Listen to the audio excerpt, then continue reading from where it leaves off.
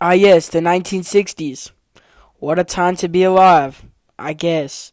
You had like Martin Luther King giving his infamous speech. You also had people landing on the moon. What else happened? What else happened? You had like the Beatles, I think. Oh, you had that boy Elvis making gas movies. Viva Las Vegas, Blue Hawaii, gas ass movies, twin. Um, what else happened in the 1960s? You probably had some good music. Everyone was doing like the Big Bopper or something like that. I don't even know. I gotta ask my grandma. She was alive back then. Also in the 1960s, you had like racism, sexism.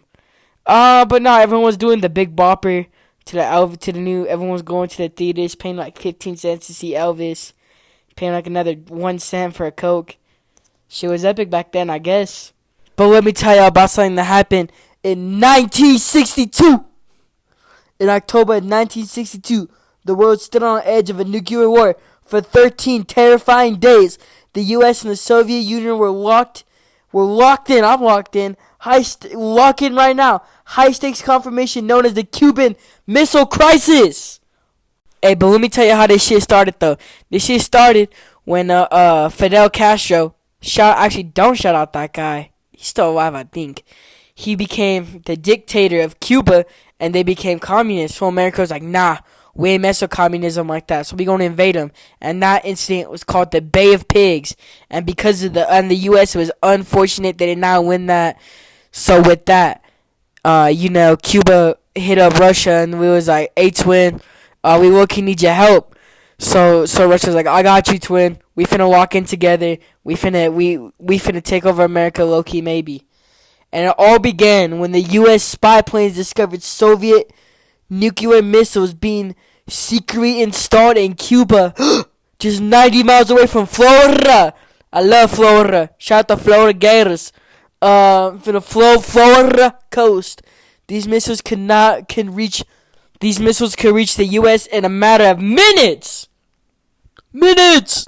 My boy JFK, fresh off cracking Marilyn Monroe, faced a critical choice: attacking the sites and risking war, or find another way. And you know what? He's like, nah, twin, we finna find another way. I'm not trying to have my amazing country blow up. On October 22nd, he went public, announcing a naval blockade or quarantine around Cuba to stop further Soviet shipments. Cause he was like, hell nah, y'all ain't finna nuke us. I don't want no Soviets near my land, especially if it's in Cuba, only 90 miles away from Florida. Shout out Florida. Shout out the Florida Gators again. But yeah, so he was like, nah, twin, we ain't finna have all that. I'm finna put a quarantine. I'm finna put a naval blockade. Like y'all ain't finna get shit. Low key. Hey, twin, for days the world watched as the U.S. ships faced off against Soviet vessels heading towards Cuba. Nuclear war seemed possible at any moment, twin. Like, that shit could have really happened, like, 5 minutes from then, an hour from then, 10 seconds. Like, that shit really could have popped off any time. Hey, but let me tell y'all something crazy, though. That boy Kennedy, and the Soviet leader, Nikita Khrushchev, or however the hell you say it. Bro, y'all ain't gonna believe me here? They struck a deal. And you know what that deal was? Let me tell y'all that deal. Khrushchev, however the hell you say it, agreed to remove the missiles from Cuba. Yeah!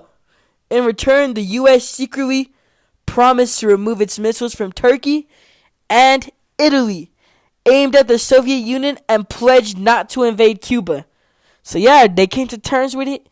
That just proves to me that if you got beef with somebody or another place, you could always come to terms. You know. Shout out that boy Kennedy. And let me tell you something: the Cuban Missile Crisis ended peacefully, but it was a wake-up call. Both nations realized how close they had come to a catastrophic ending. Hold on. It led to better communication, including the creation of the Moscow-Washington hotline, a direct hotline between the two superpowers. The Cuban Missile Crisis remains one of the most dramatic and dangerous moments in modern history. A lesson in power of democracy and the importance of keeping it cool under the pressure. You know who else keeps it cool under the pressure?